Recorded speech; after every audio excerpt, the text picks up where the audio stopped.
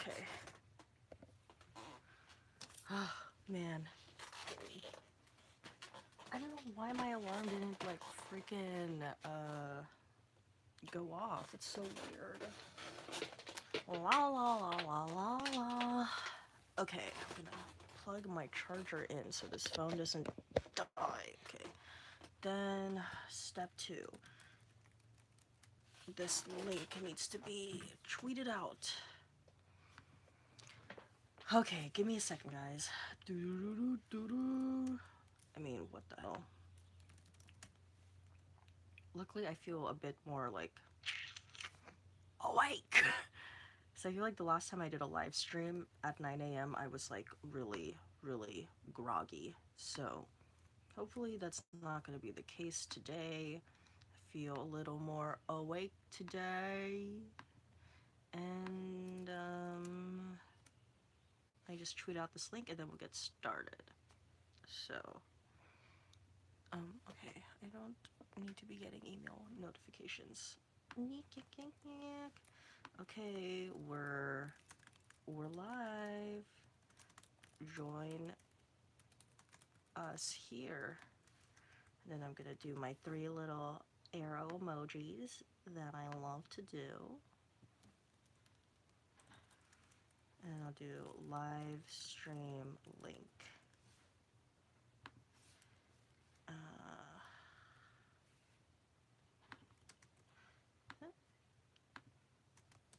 Oh, oops. Okay. Trying to be a little fancy with this. Okay. There we go. And make sure. Good. Okay. Okay. Now I could turn my attention to all of you. So if you're just joining the stream, why don't you give this video a thumbs up? And yeah. Diamond Sparks. Hey, remember me? Are you from, like, Trinidad? Why do I want to say you're from Trinidad? Or maybe that's someone else. But I do remember you, Diamond Sparks. I feel like I remember seeing that name in a live stream. Maybe I think I remember seeing you in the live stream with my cousin. But yes. Diamond Sparks says yes. And I feel like that's not your real name. Why am I seeing like an M? There's like an M in your name. Is it like a Maya or something? I could be totally wrong. So sorry. But yeah. Let's see. How is your guys' Sunday so far? My Sunday just started because I woke up like a couple minutes ago. So, if you guys are in the middle of your Sunday, how's it going? And if you guys are just starting your Sunday, what plans do you have for today? Alexandra, Trastamara, hey, I have coursework due in tomorrow, but F it, I'll make time for this live chat. Yeah, that's the spirit, Alexandra. F school. No, just kidding. That's okay. I feel like, you know, you deserve a break, probably, and, you know, you still have a couple hours until tomorrow happens, so this live stream is gonna, like, probably only last an hour, hour and a half, so you'll be good. And you can always just, like, do your homework while listening to this live stream. It's all good, so no pressure there. Let's see. I don't know if any of you guys follow me on Instagram, but I have been posting a lot more this week on Instagram. My Instagram is at inn_MHO. I have 3 pictures up, which is like a really big deal for me because I never like post any pictures on Instagram, but I have 3 pictures up, and you should go check them out if you don't follow me on Instagram. And pretty much every day I at least post something on my stories, so if you want to keep up with me that way, That's a really good way of kind of staying updated with me and what I'm doing. So, yeah. Diamond Sparks. It's Amaya. Okay. Yes, I remember. Okay. Yes, Amaya. Alexandra, I don't deserve a break. I write one good sentence, get proud of myself, and I think I've earned a break, but don't worry, I have time. Cool. Sounds good. No, I get that though. I remember back when I was in, when bleh, woo! I remember back when I was in school, I was pretty much a similar way. If I like wrote a letter like I'd be like, ooh, I need a break. So, uh, I get that. I get that. Yeah. When is your second travel vlog coming? Tomorrow. Well, yes, tomorrow at midnight. Um, Pretty much, I don't know if you guys watched my first impressions video, but I need to make a more formal video about like the schedule of my channel, but um, it's really gonna start more so this week because now there's something to post. The things I'm gonna post on Friday, it's happening because Handmaid's Tale season 2 is coming out. But my new like schedule for YouTube is now Monday, Wednesday, Friday, and um the goal is to have the videos up by midnight Pacific Standard Time, and then I live stream on Sundays. So my travel vlogs are going to be coming out every Monday, and the next one is already ready to go, and it's going to be coming out at midnight on Monday, so in a couple hours. It's weird because whenever I think of midnight, I know it's technically the next day already, but I still think of it as just like really late at night on a Sunday, but it's not Sunday anymore. But yeah, it's not as long as the first one.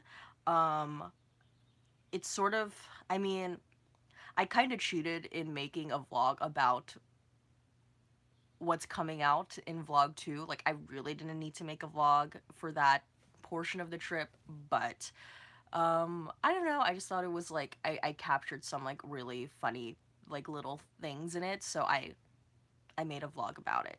But uh yeah, so stay tuned for that. If you guys have seen the travel vlogs, did you mind that it was like 17 minutes long? That's always my fear whenever I make videos, is I always feel like my videos are too long and that people aren't watching all the way through, and I'm like, oh god, I should make this shorter. But then sometimes when I make videos, I'm like, I don't know how I feel about making videos that are like 5-7 minutes long, unless like, you know, unless they're supposed to be. But when it's like a vlog and it's like you film so much, it's like I feel like I'm cheating you guys if I don't give you a fair amount of video, if that makes any sense. Because my first travel vlog was like 17 minutes long, and this one is like a third of that. So, not to say that I was like, haha, like I want to cheat these people, but I don't know. What are your guys' thoughts on watching like longer videos on YouTube? Because for me, like, my videos tend to be traditionally long, like, no matter what it is. If it's, like, a vlog, if it's a review on a movie, if it's, like, a review on a song, or a review on a TV show, um, my videos tend to be long, and it's because I feel like to just make a 5-7 minute video, for me, I feel like I'm cheating you guys. Like, I don't want you to be like, oh, I've been waiting for this video, and then it only turns out to be, like, 5 minutes. So, yeah, what are your guys' thoughts on long videos on YouTube? I would say a long video on YouTube is like any video that reaches like a double digit number. So, yeah, what are your thoughts on that? Um, I feel like you guys don't care. um, Diamond Sparks, it's 12 in Trinidad, 12 in the afternoon. Oh, wow, okay, cool. It's 9:30 in the afternoon here in California. It was the Queen's birthday yesterday, and she had a concert with a bunch of famous people singing. All the royal family were there except Kate and Philip. Meghan Markle was there. It was pretty cool. Oh, that's so cool. I enjoy long videos. I'd love for you to do reviews for movies. Yeah, actually, my plan is for 2 movie reviews to come out this Wednesday. they're movies that have been out for like a bit of time, but they're two recent movies that I saw like a couple weeks ago that I really really enjoyed, and I want to do a review on them because I just feel like I want to include them in like my catalog of movie reviews. Like I was really bummed that I didn't do a Black Panther movie review, and I feel like to do one now would be like why it came out such a long time ago. But these movies came out like maybe 3 or 4 weeks ago, so yeah.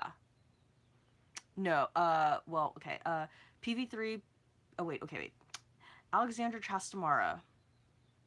I enjoy long videos. I'd love for you to do reviews for movies. Oh wait, I think I just said that. I think as long as it's not longer than 20-ish minutes, then it's good for most people, but I enjoyed it. Okay, cool. Yeah, I feel like 20 my Songs in the Key of Life video that I released last week with my cousin, it was like, oh, how long was that? I know that was over like 20 minutes.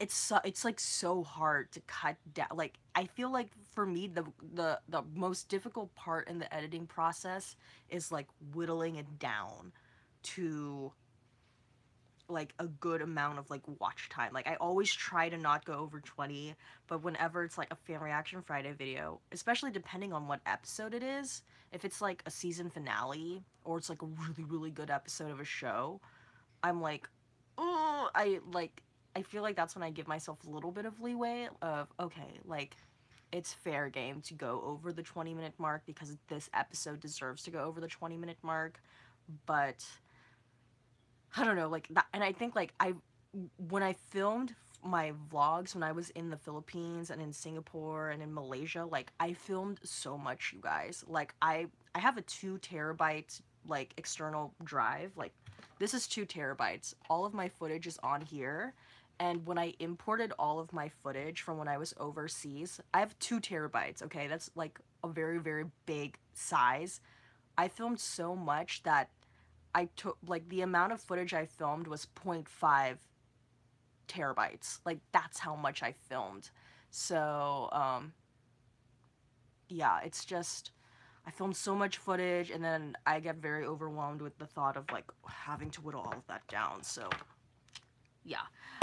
um let's see. Alexander Chastamara, bet you one is Black Panther. Oh, never mind. Yeah, one is in Black Panther. I saw Black Panther. I actually saw Black Panther twice.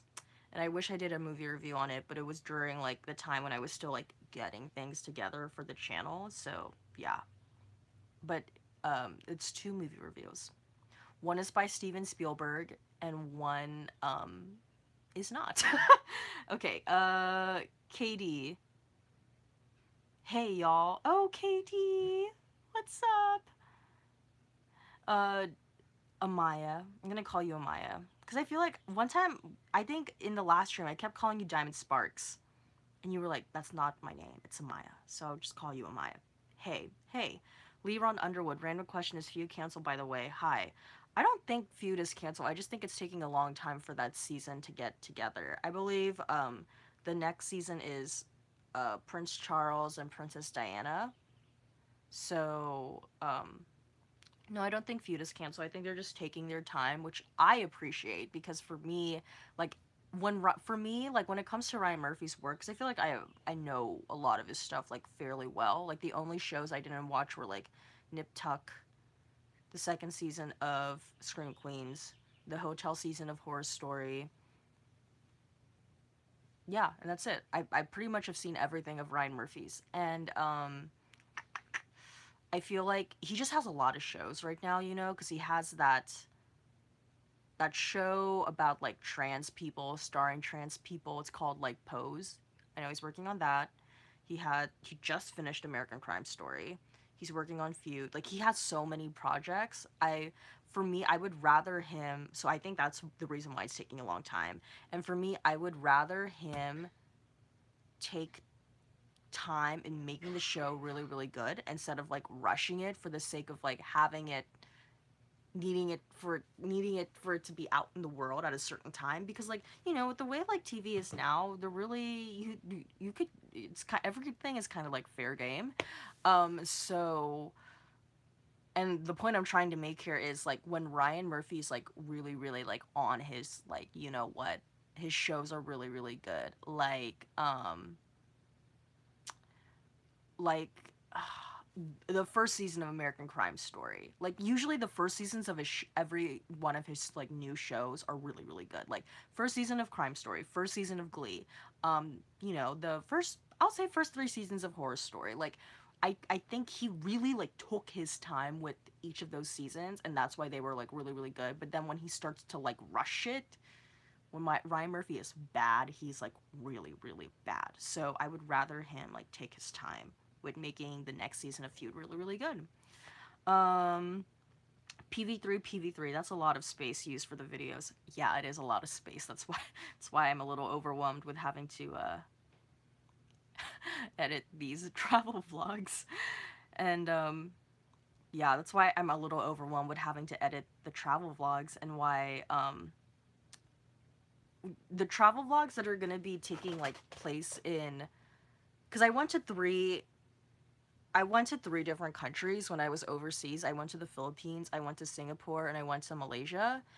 And I feel like the Malaysia and Singapore ones are going to be more of, like, your traditional vlog, where it's like, oh, look where I am, and this is what I'm doing, and blah, blah, blah, blah, blah. Whereas the ones in Manila, when I was in because the Philippines, if you guys didn't know, it's like comprised of, like, I think I don't know the exact number, but it's comprised of, like, thousands of different islands. So if you want to go from, like, Manila, which is the capital of the Philippines, to a province area, and we went to the province of Aklan, you have to take a plane. Or you could, like, take a ship, but, like, that's longer. But we took a plane, and it was about, like, 30 minutes away. So the travel vlogs when I'm in Manila are gonna be more of, like, your traditional, like, travel vlog where it's like, oh, this is, here I am, this is what I'm doing. But the vlogs where when I was in Kalibo in Aklan, I feel like this is, like, really confusing, but the vlogs when I was in Aklan, which is the province where I spent most of my time on my trip, because that's where a lot of, like, my family is and other things. I don't want to spoil it right now. It's not going to be your, like, traditional vlog of, like, oh, here I am and this is what I'm doing. Like, I think it's going to have moments like that, but it's going to be structured a little bit differently. Yeah. And also, like, when I was in Singapore and, like, Malaysia and Manila, like, I filmed so much footage, like, and I was only there for, like, 2 days in Singapore, 3 days in Malaysia, like, 3 days in Manila. And I think even though I was only there for a short amount of time, I think I'm still gonna, like, break it up into, like, maybe 2 or 3 videos, because I did so much when I was there. So yeah, I'm just, like, letting you guys into I feel like I'm just, like, kind of venting to you guys as to, like, what my plans are. But yes.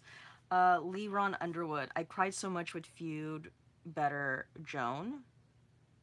I think you mean Feud, Bet, and Joan. But yeah, if you guys watched my reaction review to the finale, I, like, cried because Jessica Lange was so heartbreaking. Amaya, aka Diamond Sparks, do back a vid with your cousin. We're planning on doing more videos together, so stay tuned for that. PV3. This is random, but what Whitney's? It's okay. Anything related to Whitney Houston is honestly, like, not random to me, because, like, she's always on my mind. Like, I feel like I always am, like, thinking about Whitney in the back of my head. So not random whatsoever. You can always ask a Whitney Houston related question in this stream, or in any video, really. This is random, but what Whitney song that makes you want to cry every time you listen to it? Mine is One Moment in Time. Oh, that's so interesting. Why would One Moment in Time make you cry? Is it because, like, that song, like, captures a rare moment in time in Whitney's life when, like, everything was so good for her? Or is it just because, like, that song is very emotional here? Interested to hear why that song makes you emotional. It's so emotional, baby. Okay, let's see.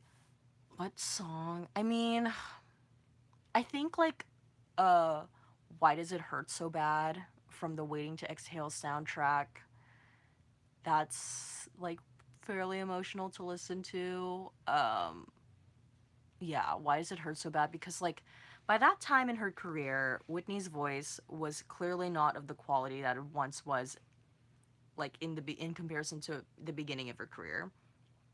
And it's a little like raspier, and her tone is a little darker, but I think that tone actually works for that kind of song, because like why does it hurt so bad, like the lyrics of that song, it really makes, it's like about someone who like went through it in a relationship, and for a voice to have that like affected weatherness in it, it just makes the song that much more emotional. So yeah, for me it would probably be like a why does it hurt so bad.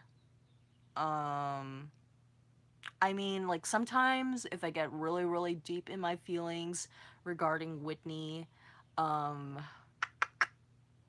and I'm thinking about like her in the context of her life, like All at Once from her debut album might make me like be like, wow, Whitney, like that's so sad. Like an All at Once from her debut album, or even like an I Will Always Love You from obviously The Bodyguard. Cause like I don't know, like those two songs, when you think about it in the context of Whitney's life, it like makes it even that more like her. It makes her as a figure that much more devastating and tragic. And to completely go in another direction, another song that it doesn't make me cry, but it makes me feel like sad, is her rendition of A Song for You from her last album, the I Look to You album. And it's like it makes me sad because like the way she does A Song for You in that album, it's like horrible. It's so bad because it starts off like, first of all, the Donny Hathaway version of A Song for You is like forever the best version of that song in my opinion. And in the night, like when she was in the prime of her career, like I want to say maybe early 90s, she would do A Song for You live in different concerts and shows, and her rendition of it was so good because her voice could just like go to places that like no one could physically do. But then when she does A Song for You in her album, what's the album called, I Look to You, at that time, I think it's like what, 2010-ish era, her voice is like practically gone. And it's just so sad to hear how she can't do it anymore. And she can't do it's so bad that at like one point she starts off the song, it's like slow, and it's like, yes, this is what I want when I hear this song. And then all of a sudden it becomes like this club dance mix, and you're like, Whitney. And it's like I feel like in the back of her head she hated it. Like if she wanted to be like a completely honest with herself, she hated the fact that she couldn't do this song justice like she used to, but that's just where her voice was.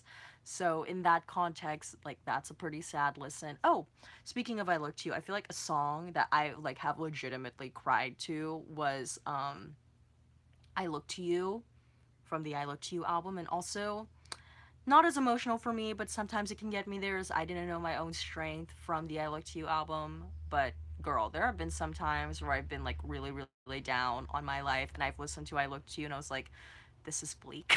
So yeah, I Look to You. And also when I think about that song in the context of Whitney Houston's life, like that will make me additionally sadder. So yeah.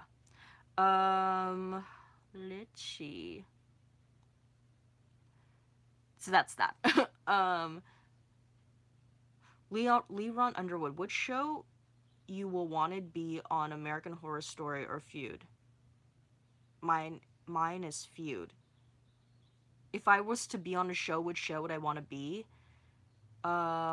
Maybe Feud. That sounds like a fun show to be on. I feel like Horror Story would be like scary, but I also heard that like when people shoot anything that's like horror related, if it's like a TV show or movie, it's like usually really fun. So I don't know. I would pick Feud. I'd pick Feud. Um, PV3. It makes sense to film a lot when you're overseas. You'll appreciate it after many years passed. True, true, true. It's like when you're there, you're like, oh my god, I want to film everything. So then you tend to like, and it was for me, it was like my first time ever doing a travel vlog. So I was like, oh my god, I want this to be like really good. I want to get as much footage as possible. And I think I may have overdone it, but I mean, I feel like for me, it's better to have more footage than you need versus to have like not as much footage to work with. So that's just my opinion. Katie cannot wait for these travel vlogs. Neither can I, Katie. But I'm so happy to like hear that you guys are excited for those travel vlogs because I'm working really really hard on it. PV3. It's just that it really gives you the feel of passion and struggle athletes have to go through for their dreams. I feel for them all. I feel for them. That's all. LOL. Oh, that's a good point. That's a good point. Katie, Donny Hathaway, my god, a voice. Yes, a voice for sure, that Donny Hathaway. Leron Underwood, I know you don't watch Riverdale, but musical episode was based on Carrie the musical. Music was so good. Oh, interesting. The Autumn Summer, I did think the song I Look to You was beautiful. I liked it. However, I think personally she knew something was up in an odd conspiracy way. Maybe I watched Shane Dawson too much. No, that's like interesting. Oh, I think I watched whenever I get to that like really interesting part of YouTube, like the dark part of YouTube where it's not just conspiracy theories. It's like conspiracy theories specifically about like how did like Whitney Houston really die or is Michael Jackson really alive? That's when I like start getting like low-key a little freaked out. But I think I watched a conspiracy video and it was talking about how Whitney knew like her time was up when she sang I Look to You, and there's like subtle hints in the lyrics of I Look to You that show that she knew, like, and like there's certain lyrics of the song that like reflect like what she may have gone through when she died. Like there's a conspiracy theory out there that like Whitney Houston didn't die of natural causes, like that she was actually murdered and that her daughter was like murdered 2 years later. Because I don't know, like for me, I will say it is kind of weird that they found Bobby Christina in the same exact like nature that they found her mom. Like I just think that's too weird of a coincidence. So I don't know. That kind of stuff kind of freaks me out. But yeah, I Look to You, great song. Um Alexandra Trastamara. I have a love-hate relationship with Riverdale. I hate it because it's so cringy at times, but then I also want to know what happens. Speaking of Shane Dawson, I'm going to the Queen Mary. Would you stay at a haunted place overnight? Oh, hell no. I would not stay. No, no, no, no, thank you. I think I actually isn't the where is the Queen Mary? I feel like I've been there. Where is the Queen Mary ship? Isn't it like located in Long Beach? Yeah. I went to the Queen Mary. Actually, interesting to bring it back to feud. I went to the Queen Mary ship once. Well, actually, I've actually been there a couple times, but the most recent time I went there, it was because they had this exhibition of Princess Diana's like things there, and my mom is like she loves Princess Diana, so we went there for my mom because they had like some of her old dresses and jewelry and other things of the royal family. Like they had an exhibition for it on the Queen Mary, so we went. But that was the last time I went there, and we went there like in daytime, and yeah, I would never do like the overnight ghost haunting thing. That freaks me the f out. Okay, Leron Underwood. Fun fact, my high school actually did Carrie the musical. I play Billy Nolan. Cool. I've never seen Carrie the movie or Carrie the musical, so I don't know what that means, but that sounds fun. Alexandra, same. Anything horror, I'll be there. Julia Roberts. It's in Long Beach. Yeah. I thought it was in Long Beach too. The Autumn Summer. I've been ghost haunting more than I can count. Interesting experience too. Yeah, the Princess Diana exhibition is still there, I think. Oh, okay. Wow, it's been there for a really long time then. um, Fun fact, the ship is named after Queen Mary, the grandmother of Queen Elizabeth. She's in season 1 of The Crown. Yes. Oh, yes. Okay, I remember that character from the first season of The Crown. Interesting. I did not know that. Thanks for the fun fact, Alexandra. Love fun random royal facts. George, hello friends. Hello, George. What I miss? Let's see, what did you miss? We talked about travel vlogs. We talked about sad Whitney Houston songs. We talked about Feud. And we talked about, now we're kind of talking about the Queen Mary and its hauntedness. um, yeah. Ooh, Feud talk. Yeah, I mean, I don't really know what else we can talk about in regards to Feud or ooh, haunted places. Yeah, haunted places. I've always personally wanted to go to like um Louisiana to do like a nighttime walking ghost story tour. I feel like I said that wrong, but it's something along the lines of that. Like I've been wanting to go to Louisiana, like New Orleans to do that.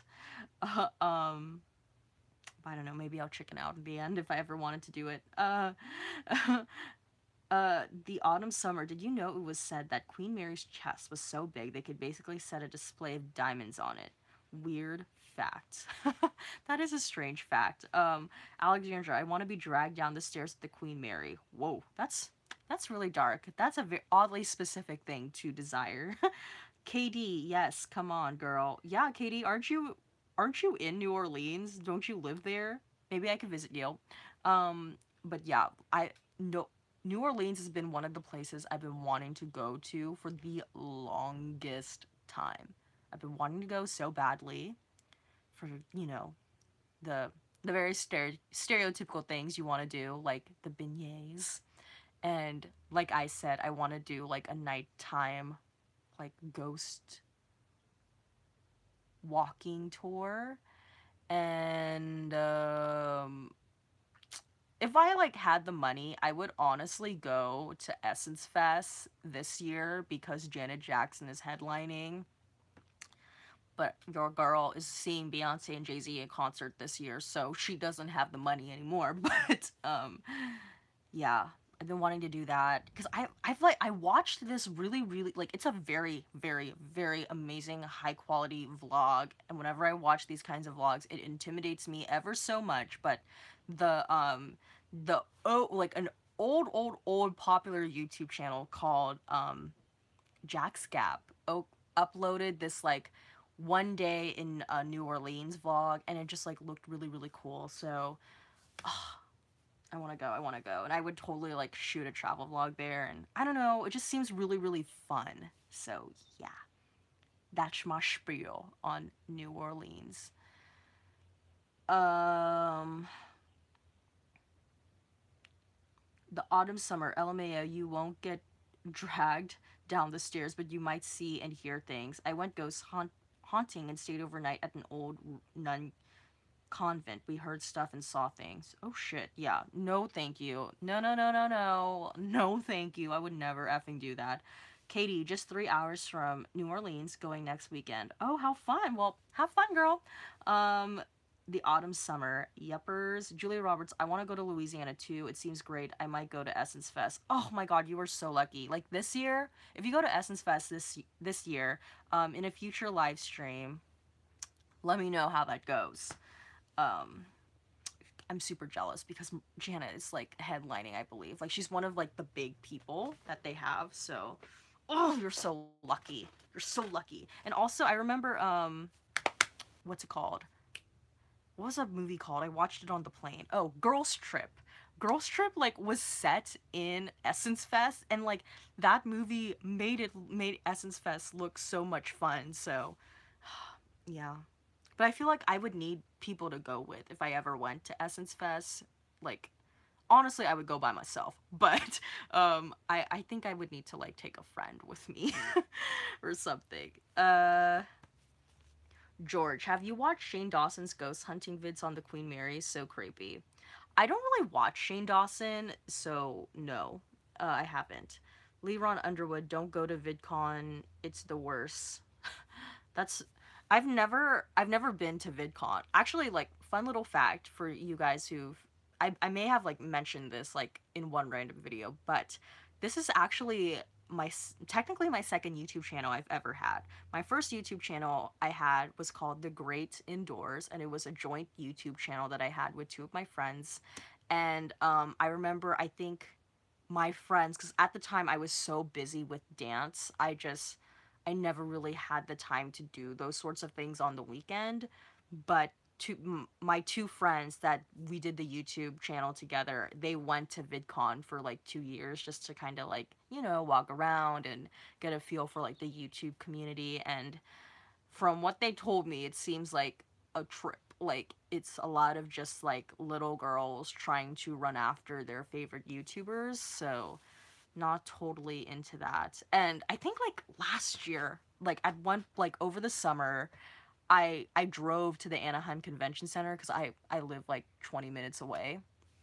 So I drove there and I like parked at, I don't even know where I parked, and I like walked. I walked to the convention center, and I remember like trying to like even get in the area, and to even try and get in the area you need the pass, which I feel like that didn't used to be a thing. So, um yeah. I've personally never been to VidCon, but I know people who have, and they've said it was like a trip. Let's see here. Troller noob, do you use Bitcoin? No, I do not. I don't know. I feel like this whole cryptocurrency thing, I don't know about it. It's just like, it's not money. That money isn't like tangible in any way. I don't know. It's a weird thing for me to wrap my head around. Um, Julia Roberts, not this year. I want to go next year. I'm broke AF. Shaking my head. There was so much I wanted to see this year. Girls Trip was why I wanted to go. Yeah, honestly, like, that movie was low-key an ad for freaking Essence Fest. Because they made it look so much fun. Um, but I get you on the broke struggle, girl. Alexandra Trastamara, you should react to the TV show Rome, by the way. It's so good and has my favorite all-time female characters in it. Anyone seen it? Girl, pull yourself together and watch Shane Dawson. He's hilarious. I've I think I've seen some Shane Dawson videos every now and then, and he is funny, but I don't know. There's sometimes I'm kind of like, I feel like he falls into like that stereotypical like a YouTuber sort of thing, and it's like I get it because like YouTube is his like, it's his like main source of income, so I feel like he has to do certain things for like the views and whatnot. Ooh, I feel like this is like a low key drag, but it's not. It's not. I'm just stating my opinion. But I did I used to watch a lot of his videos. It was a guy called Bobby Burns because at the time he did a lot of like film criticism, video essays, and he did like really interesting videos that were commentary on YouTube as a whole. And then he did one about Shane Dawson and how his like conspiracy theory videos were kind of like dumb, and Shane Dawson got wind of it, and then they were doing this like weird like collab. There was a period of time where they were going like back and forth, but like not in a dissing sort of way, but they were like collaborating together, and like, they he Shane Dawson actually invited Bobby Burns and like two people to come with him to LA, and they like had a conversation about it, and they like, actually became really good friends, and now they have a full working relationship to the point where like Bobby now lives in LA. But when I was watching, I don't know, it's like weird because I've been watching Bobby Burns' videos for like several years now, and when he came to LA, like it's like it was interesting because up until that point he did so many videos about like YouTube community and YouTube culture, but now like he moved to LA, it's kind of like you've become the thing that you've been criticizing for so long. So it's like, oh, you're like a bit of a hypocrite and you're like selling out, but it's at the same time it's like I understand because this is like your main source of income. You got to do what you got to do, but it's like I don't know. It's like questions of integrity, I feel like. So, yeah. Um let's see. George, he's great. But apparently you guys love him, so what he's doing is working. Troller noob, do you know Verond? No, I don't. Julia Roberts, Drew and Shane. Drew is more funny in my opinion. Is that like Yeah, because I mean, he has like two other guys in his videos, right? Like, one is the boyfriend, and then the other one is like another guy. In the videos I've seen, he's like always wearing like glasses and has a hat on. So, yeah.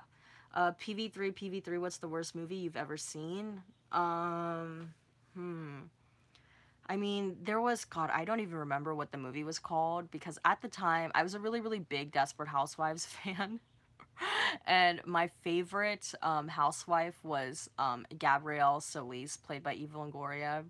And there was a time when Desperate Housewives was airing where Eva Longoria was going to be in this movie. I don't even remember what the movie was called, and I wanted to support Eva Longoria, so I dragged my parents to the movie theater because this was a time when I like couldn't drive and I couldn't go see a movie by myself. And we went to the movies together, and I made them sit through this movie because I was like, we have to support Eva Longoria. And the movie was so bad. So I don't remember the title, but that was probably the worst movie I've ever seen in my life. It was so bad. It was bad. Um, Leron Underwood, do you hate Emma Roberts? No, I don't hate Emma Roberts. I think she's fine. I will say though, I think she tends to play the same types of characters in like every season of in like a lot of her shows. Like basically who she played in American Horror Story Coven is basically who um her character was in Scream Queens. Like it's kind of like this very like condescending, sassy, witty, but like really really shady like girl. So I feel like that's who she always plays. But I mean, I think those kinds of characters are funny, but I don't hate Emma Roberts. Diamond Sparks. Sorry, I'm back. Great. Alexandra, Drew is the one with long hair. I don't know. George, his new conspiracy vids are really good, and Bobby's vids on Shane's channel are really fun. Julia Roberts, yeah, Drew has long hair and glasses. His channel has gotten pretty big. Interesting.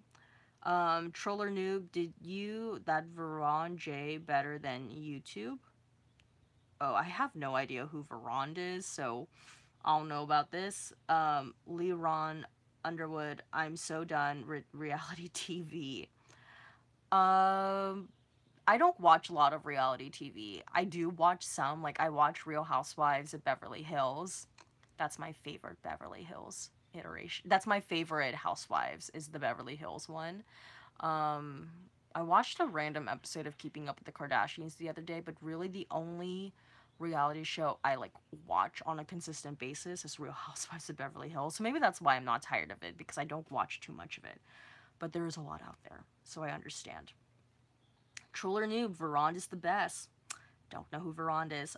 Julia Roberts, Taraji P. Henson's last movie was horrible. Actually, the last two were horrible. Oh dang, that's sad. Is one of the last two she did, was it like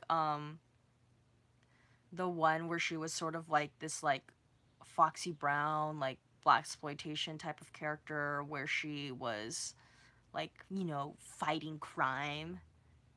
I feel like that came out in the beginning of the year. I wanted to like watch it just to support it, but I think that came out when I was out of the country. So, that's sad though. That's her. It's sad that that's like her last two movies weren't really good. I don't know, it's like weird. I feel like thinking about Taraji P. Henson's career, it's like she worked really, really hard to get like recognition. And then she got mainstream, like everyone loved Taraji P. Henson during the first season of Empire. Like everyone was like, oh my god, cookie, cookie, cookie, cookie, cookie. And then like as Empire's quality started going down, it's like not that people didn't care about Taraji, but it's like the interest in Taraji P. Henson kind of like waned a bit.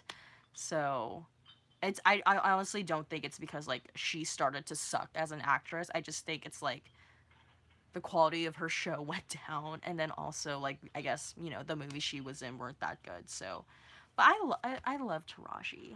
I like her. Um, let's see. PV3, haha, that's funny. It's the same with me. I love Emma Watson and Thaisa Farmiga and all, but the bling ring was a total waste of time. I hated it. Oh, dang, that's so interesting. I remember when that, like, seeing the trailers for that movie, me and my friend, like, we wanted to go see that movie because we were like, oh, this is so up our alley, and then we never ended up seeing it, but dang, that sucks. I think I'll watch it, though, on my personal time just to, like, find out for myself, but yeah. Low-key, oh wait, George Zagagiannis, low-key drag, Emma Roberts and Emma Watson always play the same character in their movies. I'll agree with you with Emma Roberts, but I do feel like Emma Watson, she has a little bit more range, I think, than Emma Roberts, but Emma Watson does tend to be casted as, like, the brainy girl, like, really smart, sweet, down-to-earth girl, because, like, you know, we grew up with her knowing, like, that, like, her as Hermione Granger, so it makes sense, like, why she would want to be cast as, like, Belle. And, like, what's it called? Who was she in? She was in that movie The Circle, where, again, she's, like, really smart. Like, she tends to play, like, very smart girls. I think every now and then she'll maybe step out of that, like, description, but I feel like Emma Roberts is more typecasted than Watson. But I wonder if it's because maybe she doesn't have the range to do other things, but yeah. Yeah.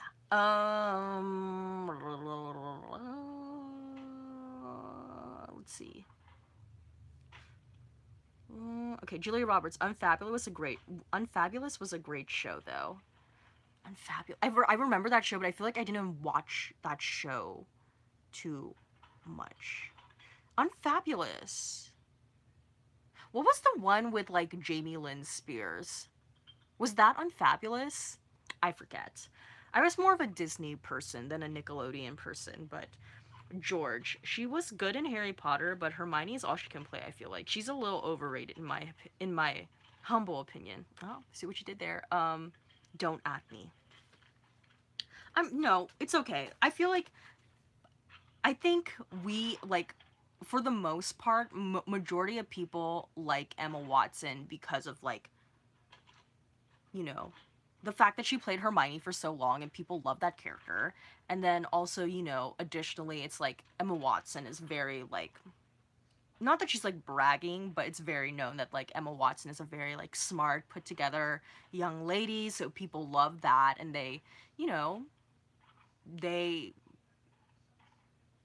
yeah, they like that. So it makes sense why movies, if, like, you're a movie producer, if you want to, like, get people to watch your movie, why you would want her to be in your things, because, like, she'll bring in those Harry Potter fans, and on top of that, she has, like, a good reputation. It's not like she's getting, like, high and drinking and, like, doing God knows what with God knows who. Like, she's a very put together person. So I think there's, like, this general love for Emma, but as a person. But as far as her acting, I don't know. I mean, I'm sure there's, like, a lot more talented people than Emma Watson, but it's just, like, her career and, like, I guess, and who she is as a person have, like, aligned in such a way that it positions her to be offered numerous things, even if she may not have the talent to back that up. It's just like, oh, you're Emma Watson, and we want eyes on our movie or eyes on our show, so please be a part of it, and we'll pay you tons of money. So, yeah. Troller noob. Verond is like YouTube copy just without clickbait, and Verond plays 10 times more than YouTube. Verond. Oh, I thought, like, Verond was a person. Let me Google this. It's a website? Verond? Video streaming platform. Oh, I've never heard of it. Is that new? Is Verond new? Pays 10. Oh, no, it's interesting. Oh my god, I feel like I have to sneeze. Oh, I have to sneeze. It's not coming, though. Okay. Leron Underwood, have you ever watched The Perks of Being a Wallflower? Yes, I have. That was one of my favorite movies. I love Perks. I'm looking at the DVD right now. I really enjoyed that movie. And I read the book, too, and I liked the book. Julia Roberts. One of the movies was when, oh, I think we're talking about Taraji now. One of the movies was when she was fighting, and the other was a Tyler Perry one. They were horribly written. The scripts were a mess. Oh, dang, that's such a shame. Such a shame. KD, Taraji doesn't have the range. Mm, I feel like, for me, Taraji does have the range. It's just that, like, have you seen her in Benjamin Button? She's pretty good in that. Um, I just feel like similarly again to like Roberts and Watson, it's like they, you know, Taraji, especially now with Cookie being her most iconic role, she has this reputation for, you know, being this really strong black woman who will say whatever comes to her mind, and she doesn't care who you are. She will let you know like who she is and how she feels about you. No nonsense. And people will tend to like typecast her in that way. I think her role though in what's it called? Hidden Figures, a bit more reserved in comparison to who she is like on Empire, or like probably in who she was in those Tyler Perry, in that Tyler Perry movie and in that fighting movie. But yeah. I believe in Taraji. I believe in Taraji. I personally think she does have the range. It's just that people tend to offer her roles that don't allow her to show that range. Um, let's see. Um, Julia Roberts, she's a great actress, but the projects she chooses are horrible. I think you're talking about Taraji too. Yeah, it's unfortunate. I think she needs to like, I don't, I don't know. I think she needs to get like a partner of some sort that like helps her delineate which movies and shows are like actually of good quality. So she doesn't spread herself thin. Um, Zoe 101. Oh, that's the show I was talking about with Jamie Lynn Spears. Okay. I guess I may have seen Unfabulous, but I just don't remember it. Alexandra, I agree that Emma Watson always plays the sweet girl. I'd love playing a villain in a movie. I played Regina George for my school's production of Mean Girls. Oh wow, that's so cool. Villains are fun. That's really cool. Um,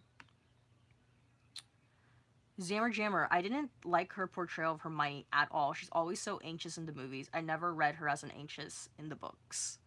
Interesting. I mean, like for me, I started reading the books after I watched the first movie because the first movie came out when I was in first grade. So then I was like, "Oh, I want to read it." So, like my like when I would read the books, I pictured the people who I saw in the movie, and I kind of like made them sort of match in my head. So I don't really, I for me like that didn't happen, but that's okay. Like everyone's open to interpreting the characters as they feel like it. Alexandra, truth. George, playing villains must be super fun. Want to go out. I would want to go all out and play Hannibal Lecter or Gollum if I had any acting talent. Yeah, Gollum would be really really cool. Hannibal Lecter would be like really cool, but like also like really creepy. Yeah, Verond is like troll or noob. Yeah, Verond is like 7 months old and it is not popular. The most popular vid on Verond got 46,000 views. Verond is cool, but it is like YouTube in 2005. Oh, interesting. What a throwback. It's interesting that like none of those big creators have tried jumping on Verond. Interesting. Alexandra, a good example of a movie that's poorly written, but the actors tried their best with what they got was the prequel Star Wars. Natalie Portman was Queen Amidala. Yeah, that was my first Star Wars movie, so, and I think that one is known for being really, really bad, so I don't remember it, but like you said, poorly written, but I do remember Queen Amidala. George Zagagiannis. Yeah, or the guy who played Anakin Skywalker. He tried so hard. Poor boy. Oh yeah, like wasn't his name like Hayden Christensen? Sister Satan. Hey, Anthony is in the stream. What's up? Alexandra Trastamara. Yeah, poor Hayden Christensen, the little boy who played Anakin in the first movie, was bullied for his role. Oh my god, that's so sad. That's so sad. Julia Roberts. It was impossible for me to not see Hermione as Emma Watson. The franchise was huge already when I started reading. Yeah, same, same. Because I think we're around the same age too. I think I'm like only 2 years older than you, but yeah. George. Zagagiannis. Same. Zammer Jammer. Young Anakin was totally miscast. There are audition tapes on the interwebs of the 3 kids who were the finalists for the part, and 1 kid was fantastic. Oh, yeah, I've never done this because I really don't care about Star Wars, but hey, good on you, Star Wars fans, for knowing your stuff. Troller Noob, search on YouTube Verond and you will see what is going on. Okay, cool. I'll do that after the stream. Zammer Jammer, Lucas objectively picked the wrong kid. Yeah, wasn't like the prequel directed by George Lucas? Because I think George Lucas like wrote 4, 5, 6, and then he wanted to direct like the first one. I believe he directed 1, 2, and 3, but then I don't know. I could be totally wrong, but I'm pretty sure. Yeah, like you said, he directed the first one, and then I heard it was like really, really bad. So, Alexandra, ouch, that hurt, especially when my picture is the Jedi symbol. Sorry, you guys. I'm sorry. I've just never been into Star Wars. I think it's because my first movie when I was really, really young was that movie, and like, hey, apparently I knew as a young kid that this was really, really effing weird. So, yeah, I never took a liking to it after my first movie, which was this, what's it called? Last Jedi. So, yeah. I didn't just take an interest in after watching that movie. So sorry, I don't mean to offend or make you guys feel bad for liking Star Wars. Like, 2 of my best friends love Star Wars. And you know what? Low-key, when Star Wars Lands opens in Disneyland, I'm gonna wait like a couple months and then I wanna go to Disneyland for a day. Just to like, you know, walk around and stuff. But, yeah. Zammer Jammer, George Lucas needs a lot of talented people around him to save him from himself. Interesting. Alexander Chastamara, Lucas created the Star Wars world.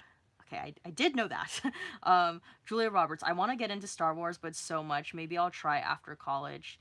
Yeah, that's like similar for me with like Harry Potter. Like for me, I watched Harry Potter, the movies 1 through 4, and I read 1 through 4 solidly, and then I stopped in the middle of 5 because it just got too sad for me. So I wanna like, and it's been so long. I think the last time I read Harry Potter was when I was in grade school, or maybe, yeah, or maybe beginning of high school. So I want to get back into Harry Potter. That's kind of how I feel about Harry Potter. I want to get into it. I want to start from the beginning, read the books, watch the movies, and get back into because I was a fan. And I also want to finish a series of Unfortunate Events, the books, because that was my favorite book series as a kid. And I never finished it because I think I just didn't want it to end. I stopped at around, I think I stopped at 12 or 13. I was very close to finishing. Zammer Jammer. George Lucas's first wife saved the first Star Wars in the editing room from being a total dumpster fire. Oh, interesting. I did not know that. Zammer Jammer. Nah, just read the Chronicles of Narnia instead. Oh, I read The Lion, the Witch, and the Wardrobe. And I remember watching the movie. And I think I remember reading Prince Caspian. I enjoyed that one. I don't remember what it's about, but I do remember enjoying that one. I should like go back and like reread like series from my childhood that I either never got a chance to finishing or never read. So like the Harry Potter and the series of Unfortunate Events and the Chronicles of Narnia. What other books? I don't know about Hunger Games. Like, I think, like, the Hunger Games, the whole Allegiant, like, dystopian, young adult fiction, I'm not particularly interested in that genre. And also, like, a Twilight. I will never read Twilight. One book series that I really, really, really loved as a kid. I never read all of them, but every time I saw one in the library, I'd be like, oh, I want to read it, was the Magic Treehouse, the Magic Treehouse. Oh my god, I loved those Magic Treehouse books. I don't even like I read a couple of them. I don't remember which ones I read, but those were so good. And I heard that apparently they're being made either into a movie or a TV show. So I hope they don't F it up. But I loved Magic Tree House. Um let's see. George, actually Roberts, watch all Star Wars except the prequels. Those are not canon in my eyes. um Julia Roberts, I read all of Harry Potter in elementary school. To be honest, I couldn't see myself reading it right now. It feels like a kid's book to me now. Interesting, interesting. I think I would just like read it for the nostalgia of it and just like wanting to be in the know when it comes to like Harry Potter like talk. um Julia Roberts at George. That's what I was going to do. The new ones coming out feel like money grabs. Zammer Jammer. Ooh, or the entire Anne of Green Gables series. So good. Oh, Anne of Green Gables.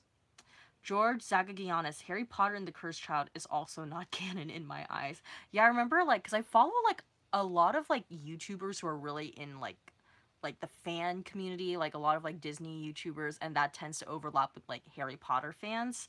And I remember when that Cursed Child book came out, they were all like they all came out with their own videos talking about how they were very like disappointed in the book or how they didn't see the book as canon. So, yeah. See, that's why I would want to read Harry Potter too, so I could also read that book and get my own opinion on it. Um, Alexandra, don't be like that George Zagagiannis. Revenge of the Sith. Dang, okay. Revenge of the Sith was brilliant in my opinion. Plus, the prequels provided a lot of information that unknown before, such as Luke and Leia's mother. Yeah, this is literally all going in one ear and out the other. I have no idea what the hell's going on. But okay, I was gonna say something, but I don't wanna I don't know I don't wanna spoil it for you, Julia. But okay. George Zagagiannis, the sequels are okay. They have the feel of episodes 4 through 6, 1 through 3 are just terrible CGI. Haha, I tried reading Twilight, Zammer Jammer. Haha, I tried reading Twilight because I was working with teens at the time. It was huge, and I wanted to know what they were talking about. It was really bad and pretty toxic for young girls, in my humble opinion. Yeah, I remember, never read the books, but that Twilight movie came out, like the first one came out when I was a freshman in high school, and I went to an all-girls Catholic high school, and like 75% of my class went to a midnight screening of that movie, and they came to school the next day, and it was free dress day, and they came to school the next day, and like some of them were in like Twilight shirts, and they were all emotionally and physically exhausted from having stayed up all night and also just the excitement of watching Twilight. Actually, one of my best friends from high school, she's a huge super fan of like everything. Like she loves Harry Potter, went to all the screenings, got a shirt. She has like an owl thing in her room. She has a wand. She loves Harry Potter. Like the other day on Instagram, she posted a story of her watching like a Harry Potter marathon. So, yeah, she loves Harry Potter, she loves Twilight, she loves like anything that's like kind of like young adult oriented, like huge fandom. Like she loves Riverdale right now. So, yeah, she's really into this sort of thing. I wish she was here honestly. She would probably be more she would have more opinions than I can provide about all of this kind of stuff. But yeah. Julia Roberts. Oh, I loved Twilight in middle school. I got rid of them though. They got a lot of people into reading, and that was a positive in my eyes. Good point, good point. Alexandra Trastamaras. I thought Albus and Scorpius would end up together, but then it was ruined with that stupid Scorpius and Rose ending. Yeah, I don't know what the hell you're talking about, girl, but I'm glad you have an opinion on it. George, the prequels are so horribly paced. They were painful to watch. Oh my god, okay. Wow, we're talking about like Harry Potter, Twilight, Star Wars. uh um, Julia Roberts, I had a Team Edward shirt. OMG. Oh, we were Team Edward. I feel like if I were to like say who my team was, I'd probably go for like Taylor Lautner because I just found him more like physically attractive. So I don't know. Alexandra, what was he like? Jacob. Whatever happened to Taylor Lautner? Alexandra Chastamar, the third one was good, especially Order 66 onwards. Hmm? Also, Twilight sucks. The only actor from Twilight got murdered in Harry Potter. That was hilarious. Yes, what's his name? Robert Pattinson. Zammer Jammer, the vampire boyfriend trope is so dumb. How romantic would it be dating someone who's actually older than your great grandpa? You'd always have to explain how phones work. Oh my god, that's so funny. George, is it just me or did Edward Pattinson, I think you mean Edward Cullen or Robert Pattinson, look really handsome in Harry Potter but kind of ugly in Twilight? No, just me. Okay. No, I agree. I think maybe it was like the way that they like colored it in Harry Potter, because well then again, like by that point in the Harry Potter films things had gotten a little bit darker, but I don't know, because the way they color graded those Twilight movies, it was like it was like gray, like that was their that was their like color palette, gray. So maybe that just didn't like work well on his like skin complexion. Also it's like because he has to be a vampire, he has to look like really really pale, so I don't know.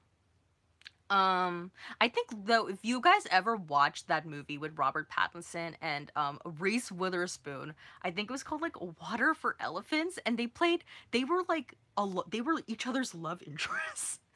So I was like, oh my god! But I think he looked like really good in that movie. But then again, I tend to think that guys in that era, like the 19 like if you're like Notebook era, like 1930s, 1940s, like the way they like dressed, I'm like, oh, they look really really good. So yeah. All right, I'm gonna move on.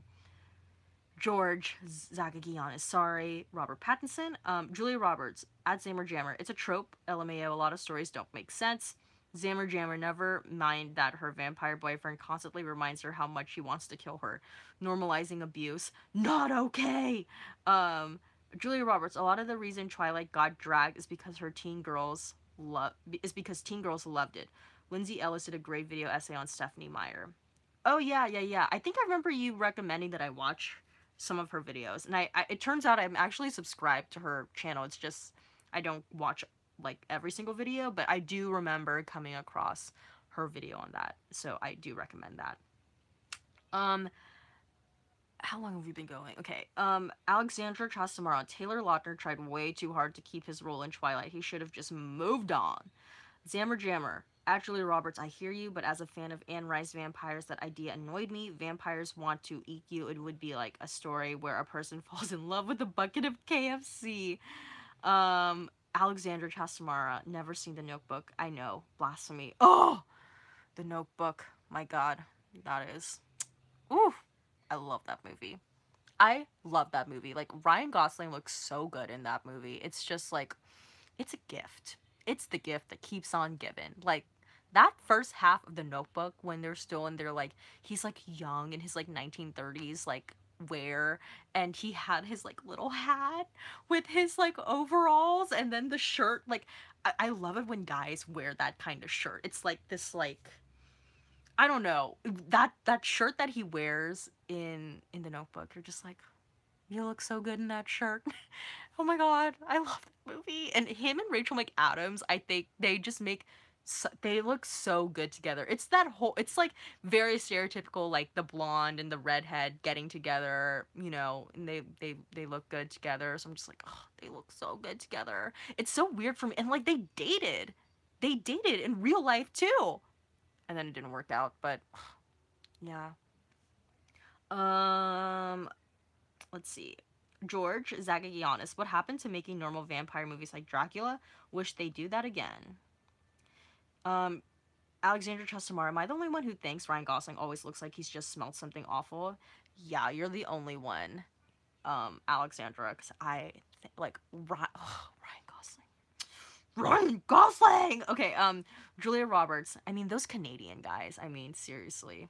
You know what's also Canadian? That's why I'm always saying, like, the Canadian guys, like, they're really like I don't know what water they're drinking up there, but they are just so like tall. They look so good. Like Ryan Gosling, one of my like favorites growing up. I was a huge fan of Glee when I was in high school. Like that was my like obsession in life was Glee and also Gossip Girl, but Glee, and I loved Corey Monteith. Loved him. R.I.P. R.I.P. But he's Canadian. And then also, what we established, I think, in a previous live stream, the guy from 17 again, who played the young grandpa, Mark Taylor, he's from Canada. So I'm saying, like, my theory that, like, majority of your Canadian guys are, like, very, very good looking. let me just go to Canada right now. Um, let's see. Julia Roberts, have you seen Crazy Stupid Love? Yes, I have. And then again, Ryan Gosling's now he's like done like 3 movies with Emma Roberts, and it's that like blonde redhead like pairing the two together. Um, Zammer Jammer at George Zagagiannis seconded.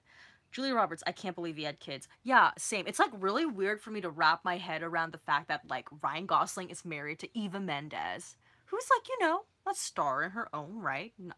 Ryan Gosling is bigger and has more of a career than her, but it's weird to think that he's like married and that he's married to Eva Mendes and that he has kids. I'm like, he's an actual dad. Ryan Gosling has 2 daughters. Also, did you guys know that apparently Ryan Gosling loves Disneyland and apparently is like there a good amount of times? And like the image of seeing Ryan Gosling with his 2 daughters in Disneyland, man, I would just go to Disneyland to like watch that. Oh, it's amazing. Okay, Katie, I will always ship Ryan and Rachel. Same. Like, hashtag Ryan and Rachel forever. And their kiss at the MTV Movie Awards. That was like so dramatic. I loved it. Zammer Jammer at Alexander Chastamaro. No. Ryan Gosling's always looking like he doesn't want to eat his cereal. LOL. Oh my god, I remember that was like a thing on the internet. Zammer Jammer. Yeah, we Canadians have it going on. LOL. Or I'm assuming you're Canadian too then. George Zagagiannis. I need an accurate adaptation of Dracula without the unnecessary romantic stuff between Mina and Dracula. Just make him a plain old creepy AF monster like in the book. Cool. Actually, I remember when I was in film school, there was like a little section that we did about like it was like uh Nosferatu.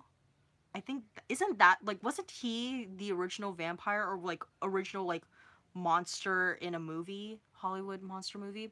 If you've never heard of it, I just Google Nosferatu. I think that'll be very up your alley if you like the whole vampire thing. Alexander Trostamara, well, he was a Disney star and started his career on the Mickey House Clubhouse. Yeah, very true. With the young Justin Timberlake, a young Britney Spears, and a young Christina Aguilera. It's so weird to think like all 4 of them just so happened to do that together. But yeah, and he's like so freaking cute in it. Also, he's in Remember the Titans.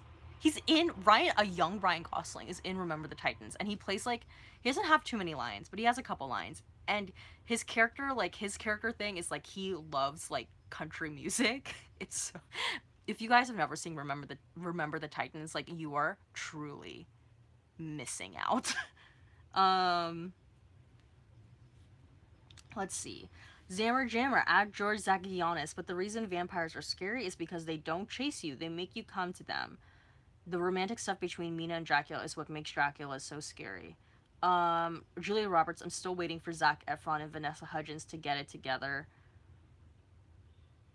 Oh yeah. I mean, like, oh, that was such a thing. Like, especially during High School Musical, for the leads of that franchise to be together was just like everything. For me, I just feel like Zac Efron is like, I don't know, maybe it's because of the characters he keeps playing in movies now, because he's trying to be like, I'm much more than my goody two shoes High School Musical Disney days. Like, I'm this douchey college frat boy. Like, that's literally the kinds of roles he plays now. So I just feel like Vanessa Hudgens is just like too good for Zac Efron. But and I also feel like Vanessa Hudgens just like really loves that Austin Butler boy that she's been with. And he was with her too when her father died, and that was like, I would imagine that's a fairly traumatic like thing to endure with someone. So I think that's something that would bond you with your significant other for life, basically. I don't know if they'll ever get back together, honestly. Alexandra Trastamar, they did, but they broke up. Oh, Vanessa and Zach? I didn't know they got back together. And broke up. Julia Roberts at Alexander Chastamar. I've been waiting for them to get back together for like 10 years. I miss Zanessa. Oh yeah, hashtag Zanessa. George Zagagiannis. Also, it was so shady, by the way, that Zac Efron didn't have the nerve to at least show up for that, like, 10-year High School Musical reunion. Like, F you, Zac Efron. That movie made your goddamn career. Um, George Zagagiannis. It was more rapey than romantic. It pissed me off when in Coppola's Dracula they made Mina fall in love with Dracula. Julia Roberts, even though it was probably a relationship created by Disney. I think it may have been engineered by Disney, but I think also there was a point when Vanessa and Zach did like genuinely have feelings for each other. But then once that movie was over, or did they break up before the third movie? I don't remember. But once that franchise was like done, packaged away, and put in like, you know, the attic, they were pretty much done with that relationship. So you may have a point there. George Zagagiannis, correct. Nosferatu was the first movie monster ever, if not the first ever horror movie. See, I do remember something. Katie, yes, remember the Titans when he was dancing LMAO. Yes! When he's like, Ryan Gosling's like, well, they're gonna put me in the movie. And then he's like, oh, I love this song. Oh, it's so good. Oh, I love Ryan Gosling. I need to see, have you guys ever seen, we watched this in film school too. It was called, I think it was like Lars and the Real Girl. He was in that, and he was like pretty good in it too. It's interesting because like I don't know if like people tend to not think of Ryan Gosling as a good actor, but I think he has like he's done a wide variety of stuff, you know? Like he can play like your typical like smooth like guy, have it together, I'm very attractive, and that's, you know, that's my thing. Like in Crazy Stupid Love, he could play like the endearing sweet young guy in The Notebook, and then he could play like this very like awkward person in like Lars and the Real Girl. So I don't know, even though we all love, like collectively, I feel like for the most part a lot of people love Ryan Gosling, it's like I don't think many people recognize the fact that he's like actually a really good actor. I've never seen Blue Valentine, and I need to see that. I just need to have, honestly, a Ryan Gosling marathon. And I also need to see Drive 2. Yeah, I heard that was really good.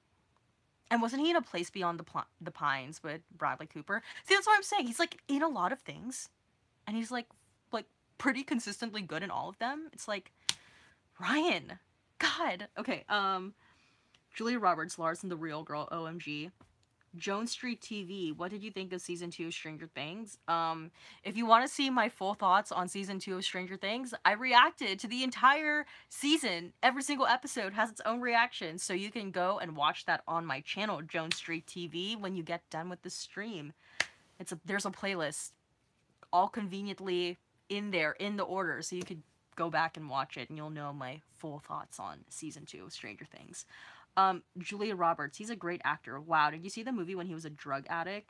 Ooh, I don't know what movie. I don't know what movie is that. I clearly haven't, but yeah, what movie is that? Zammer Jammer, they made a movie about Nosferatu when they pretend that they cast a real vampire in the movie, and the director is doing his best to keep him from eating the crew. It was pretty funny. Julie Roberts, Blue Valentine was a good one too. Ryan Gosling and Michelle Williams, that made me cry, to be honest. Yeah, I heard Blue Valentine is so good.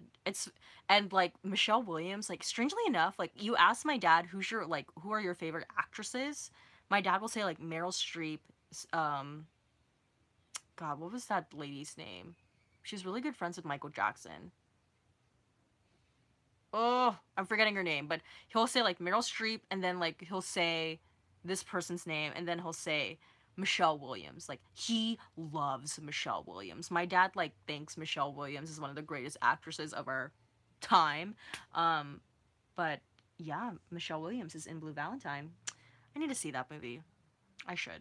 Zammer Jammer season 2 of The Handmaid's Tale is starting soon. Yay! Yeah, isn't that coming out this Wednesday? Because in my head, I have already mentally planned that I'm going to be doing a fan reaction Friday video that will be coming out this Friday of The Handmaid's Tale season 2. Julia Roberts, it's called Half Nelson. He was a middle school teacher and addicted to coke. Oh, okay. That title of the movie sounds so familiar. I just have never seen it. Zammer Jammer, to be honest, I think being a middle school teacher would drive most people to hard drugs. Yeah, man, those middle school kids, like, God, what a horrible age to be around kids on a consistent basis. I don't know how middle school teachers, like, have that patience. Like, I honestly think that's when kids are at their worst, is when they're in middle school. Because they think they're the fucking shit, and they especially think that they're the fucking shit because they're about to start high school and they think they know fucking everything and they don't. They're the worst. Oh god, middle school kids. Whew, I would never want to be a middle school teacher. Hell no. No thank you. Um, Zammer Jammer, with the caveat that I have never been to prison or in war, the absolute worst human behavior I've ever seen was in junior high school. Yeah, man, like those middle school kids, holy god, like they will make you lose faith in the future of humanity. uh, KD, go off, Steffi. Yeah, it's really something. It's really bad. Oof. Cause sometimes, like when I was in dance, like growing up as I got older, like obviously I was sometimes like there would be kids of the middle school age and I'd be like, damn, these kids, they're the fucking worst. And I was only in like high school or even college age and I'd be like, whew, girl. And now that I'm older, sometimes every now and then I get to like teach or sub, and every time I like look at my roll sheet and I can tell that they're middle school kids and they start walking in and I can tell that these kids are like middle school aged, I'm like, I need an aspirin. I need a drink. I need something to get me through. Even though I don't drink. I don't know why I just said that. I just say that as like a, you know, a cliche, but it's like I need something to get me through this like next hour and a half because those kids are the effing worst. Exactly, Julia Roberts. 12 to 14-year-olds are horrible. They're the worst. Oh my god. Um Alexandra Chasamara, how old are middle school kids? Yeah, 12 to 14 years old. 12 to 14-year-olds are horrible. Middle school is like 11 to 14. Yeah. And then I feel like in high school, like I don't know, it's a mixed bag. Like sometimes you could get like really sweet high school kids and then sometimes you could get like god awful high school kids again who think that they know everything. Oh, man, it's just the worst. Julia Roberts, my cousin is 13 and she literally rolls her eyes every time I see her. Like, what's going on? LMAO. Yeah, man. I'm fine with high schoolers, but middle schoolers are ugh. Yeah, middle schoolers are the effing worst. I think like when I was in middle school, I was like okay, but I'm not gonna lie, like I really did think I like had it all figured out when I was in middle school. I did, and I thought like I don't know, I thought I had things figured out, and I didn't, and it's just oof. Honestly, like college slash like getting out of college and like the entire experience of you being in your 20s is such a humbling experience. All that nerve and arrogancy you had in middle school and arguably in high school, that just withers away. So um if you're still cocky in college, wait till you graduate college, man, then you'll get a rude awakening. Alexandra Chastamara, my mother would have whooped me if I rolled my eyes at her. Same. Even if, like, you know how, like, your eyes start, like, when you roll your eyes, like, the circle's kind of like this? If my mom saw my eyes even do this, oh my god. Nighttime. Good night. It'll be over for me. um, let's see. Zammer Jammer, I'd be okay with feeding, like, 5% of middle school kids to a pack of hyenas. Yeah, they're the worst. I love how we all like collectively agree that middle school kids are the worst. Julia Roberts, I can't figure out if I was like that in middle school. Probably. To be honest, we all probably were. We just, you know, it's been quite some time since that period in our lives, so we just don't remember. Katie, same at Alexandra. Julia Roberts, it is humbling. I think about everything I did in middle slash high school and I feel so embarrassed. Yeah, like for me, I don't think I like necessarily ever did anything like super duper bad or like super like humiliating, but I will say I had this like frame of like thinking where I genuinely thought like I knew what I was doing and I knew the direction in my life that I was going, and I just had, I don't know, maybe it's like kind of like sad to think, but I just had such a confidence about myself. And not to say that I'm not a confident person, but it's like when you're in college and when you get out of college, it's like that is such a humbling experience. Woo, it just all goes downhill from there, girl. Uh Let's see. Zammer Jammer. I was getting tortured by the other middle school kids. Oh my god, I'm so sorry. Again, middle school kids are the worst. So I was all angsty and depressed. I was Dawn Wiener. If anyone has seen Welcome to the Dollhouse, that was my life. Desi R. Haha, I'm in secondary school, Scottish junior high, and I agree with you. I just come and watch your channel to get away from it. LOL. Dang, I'm sorry, Desi. Well, hopefully things will get better for you when you're in high school, and honestly by the time you're in college and you know you're out of the school system, like things will, you will no longer be thinking of those people. So yeah. Julia Roberts. I worked with middle school kids and elementary school kids. The 11-year-olds were like actively mean. The attitude starts in 6th grade. Yeah, it does. I don't know, like I feel like when you reach, like I think around the time when you hit like a double digit, there, that's like when it's like if you were to like cue in the Jaws music of like uh-oh, it's like da na na na, like it's like uh-oh. And then by the time you're in middle school, it's like god, man, when I have kids, holy shit, like I don't know how the hell I'm gonna deal with them in middle school. Like they're gonna be the absolute effing worst. Woo. um Alexandra Chastamara. Honestly, I grew up in Spain, and Spanish kids have good respect for teachers and elders, but when I went to the UK, which is similar to the US, I was shocked how disrespectful kids could be. Oh yeah, I think it's like a cultural thing too. Because I feel like also with like in like Asian countries, when I was around like some of my relatives who are in like middle school or around that age, like they're very like, then again, it's like family, but they're like very respectful, but maybe it's a cultural thing too. So I don't know. Zammer Jammer. I was going through the mother of all awkward stages, but thanks for telling me I was ugly every single days, guys. Jerks. Oh no. Oh wait, I think you're talking about the people when you were in middle school, but dang, that sucks. I'm sorry that you had to endure that. That is rough.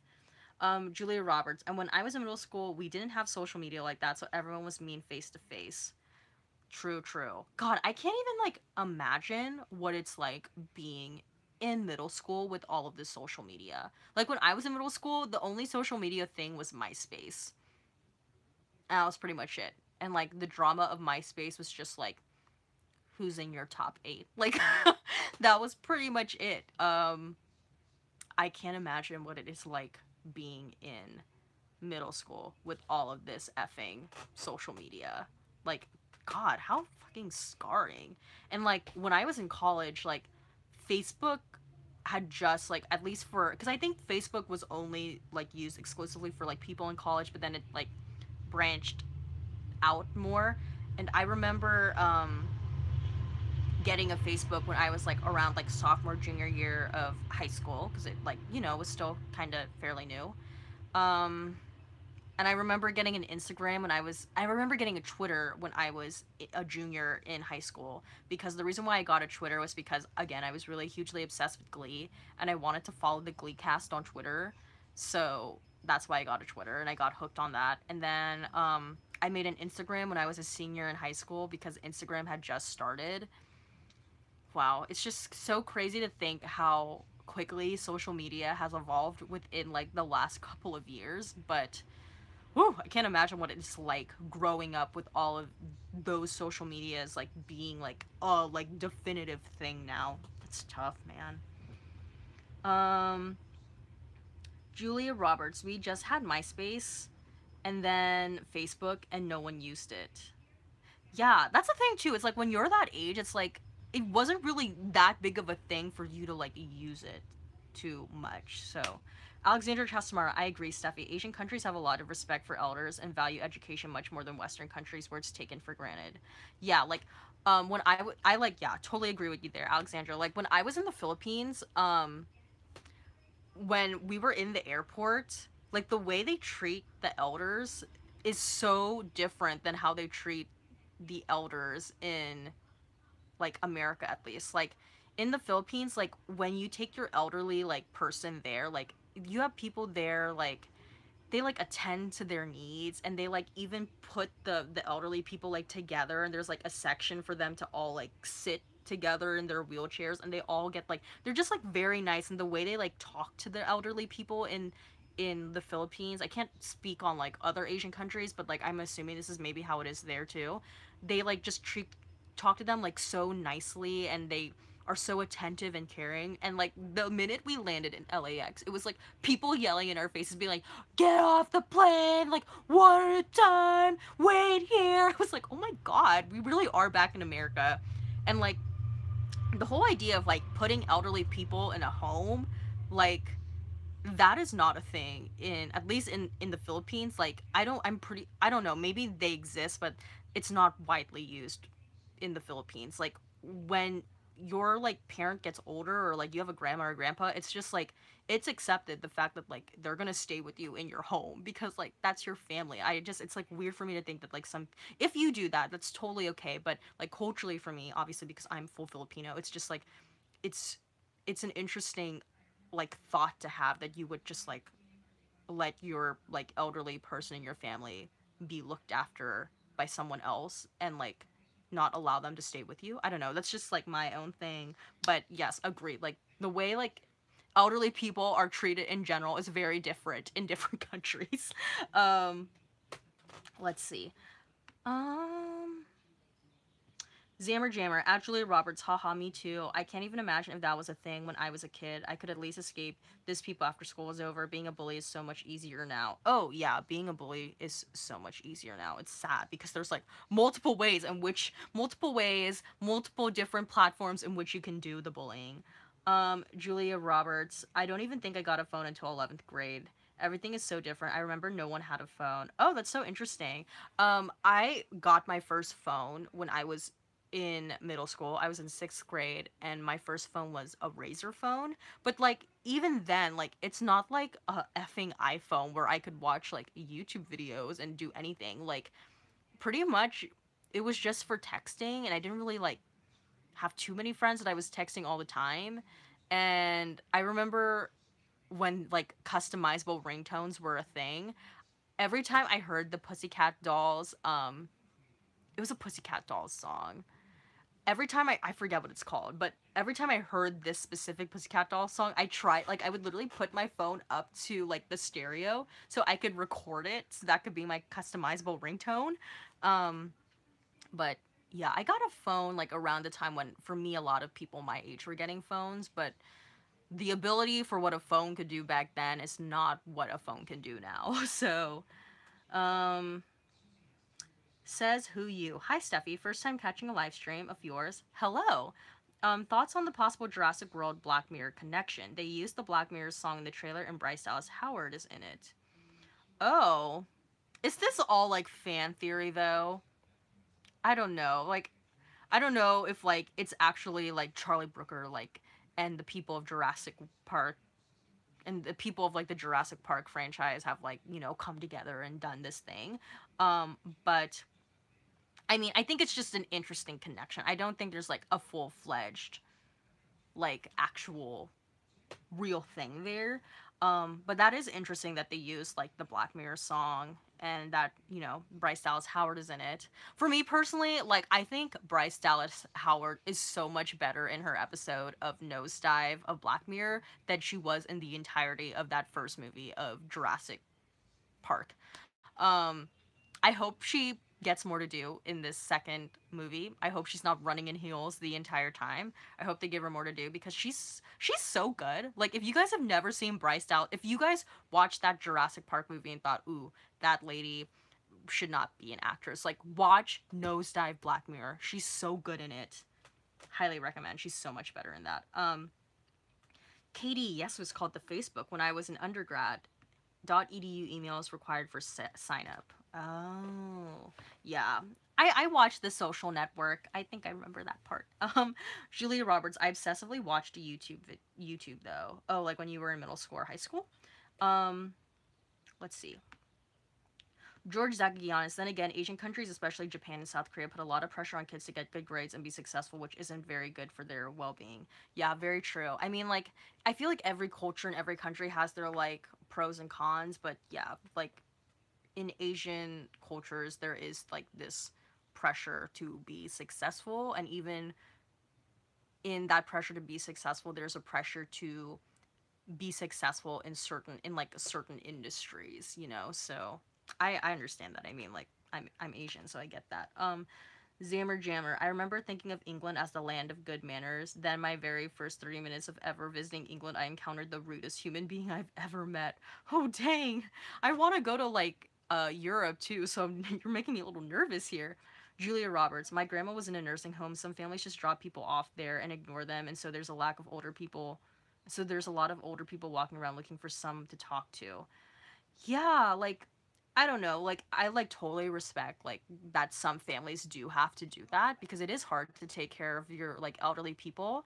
But for me, it's like it's just like that I don't mind, but it's the idea of like just leaving them there because you don't want anything to do with them. And then like the elderly people when they're at the nursing home aren't being well taken care of.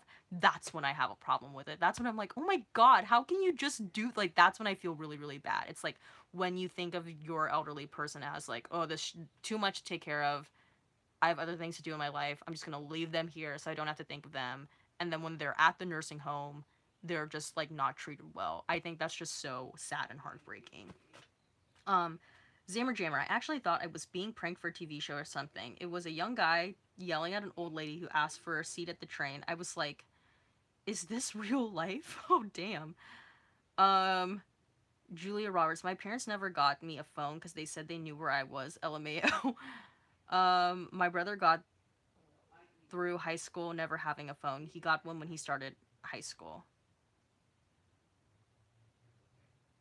Oh, he got one when he started college. Oh, wow, that's so interesting. Is your brother older or younger than you?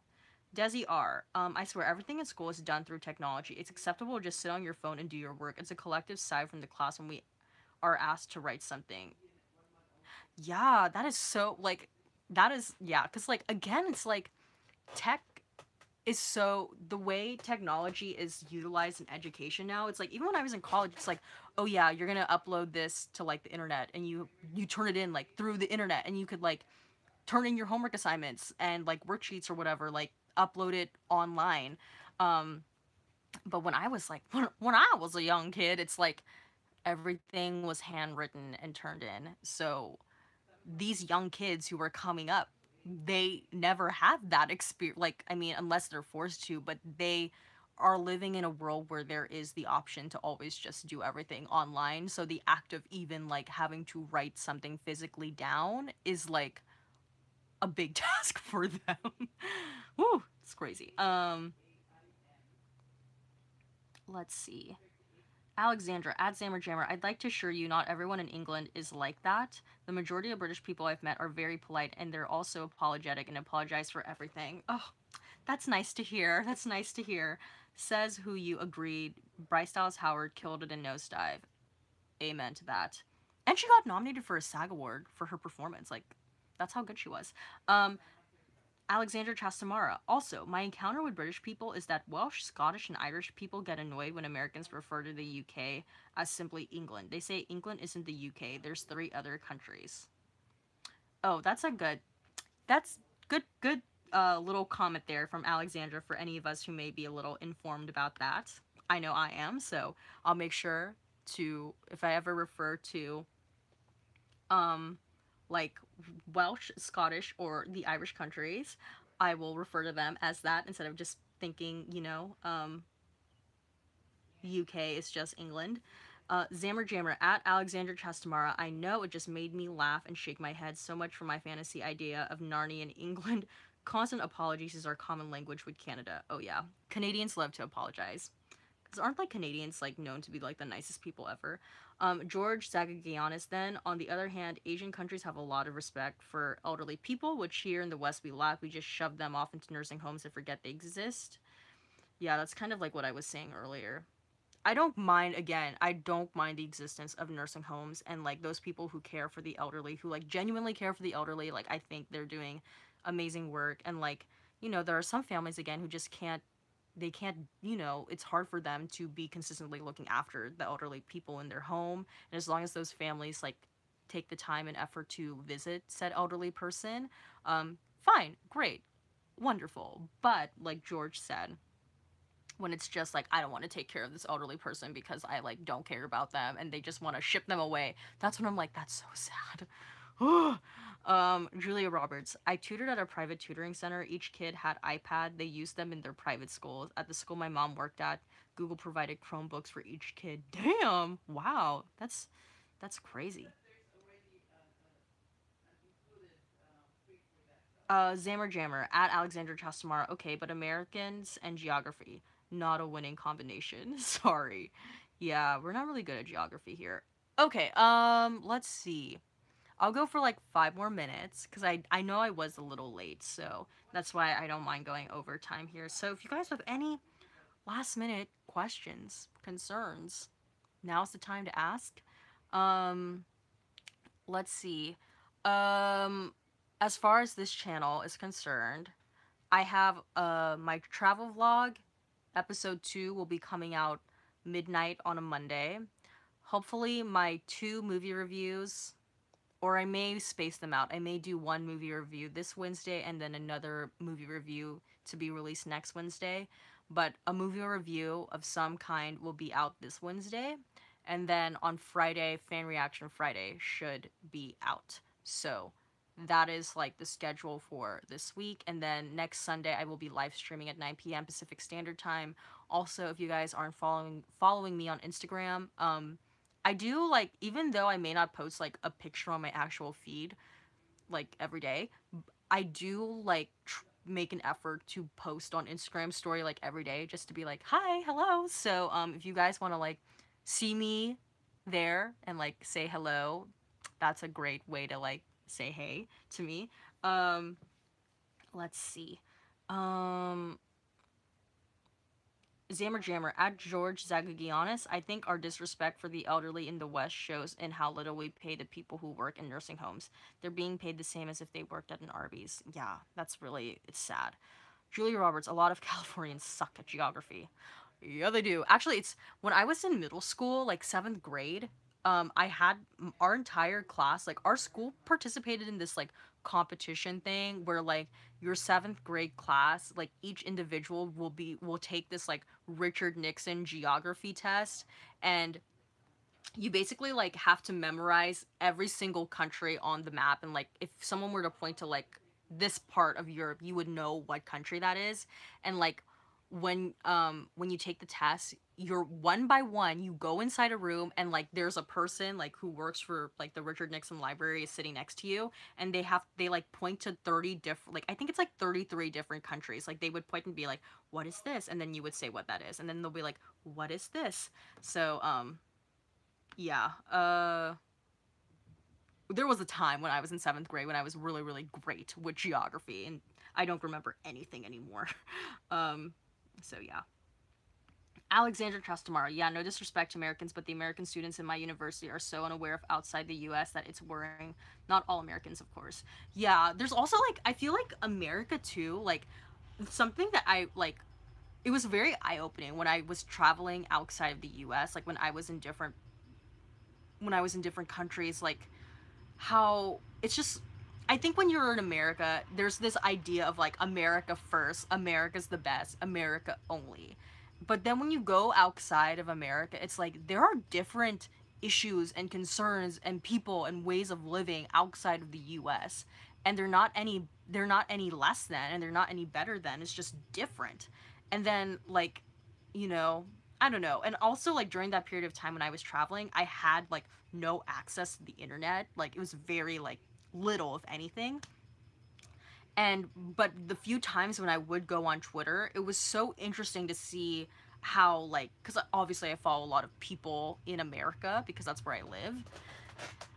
It was so interesting to see how like people in America are just like so concerned with like American issues only, and like that's understandable, but it's also like, you know, like there's other things going on in the world, and how quickly news just dissipates after like a day. Like I remember thinking like something was a really big deal, and then like I wouldn't have internet for like the next couple of days, and then I would go back on Twitter and it's like, oh, people have like moved on to like 5 different topics since then. So yeah, this mentality of like America first, America's the best, like it's it's a bit, I don't know. That's just something that I think a lot of Americans have like that kind of mentality, and that's just not the case. Um, Julia Roberts cough because this is the best state. um, I do love California though. Julia Roberts, I liked your first travel vlog. Oh, thank you, thank you. I appreciate that. Took a while to edit there. Zammer Jammer, though if I had to label a map of U.S. states, I'd get maybe 10 correct. So you know, same. I think when I was in 5th grade, it became a thing to know like all 50 states, and I could probably only name like 10 if any. So yeah. Um, Desi R, yeah, I can't wait for your travel vlog. I am living for the editing. Oh, thank you so much. I'm trying really, really hard. It's so intimidating because I watch a lot of different YouTubers, like from travel vloggers to like fashion, beauty vloggers to like video essay people on YouTube, and I just watch a wide variety of people on YouTube, and I will say that the quality, the way in which those people edit, they all edit so brilliantly. And sometimes, like, say when I watch, like, this is very stereotypical, but say when I watch like a Casey Neistat video, when I see how good his editing is, I get so intimidated that I'm like, oh my god, my videos are never gonna, like, no matter how hard I work, like, I don't know how to do that. I can never be like that. And I think that's sometimes what delays me making the videos and editing, is because I just get so intimidated when I watch these other people who are just so good at it and are so much better than me.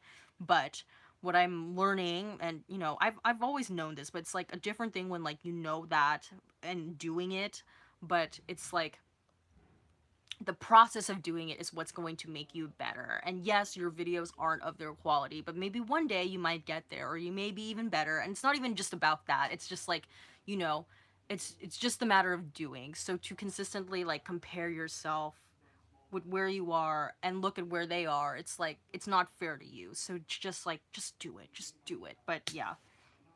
I do really work a lot on like making the videos really really high quality, cuz I want all videos that I make on this channel to be of high quality, like no matter what it is. If it's just like a travel vlog or if it's like a fan reaction Friday video, I want it all to be of good quality. So I work really, really hard. So I appreciate it whenever anyone like takes notice of it. So thank you guys for those of you saying that. I do appreciate it.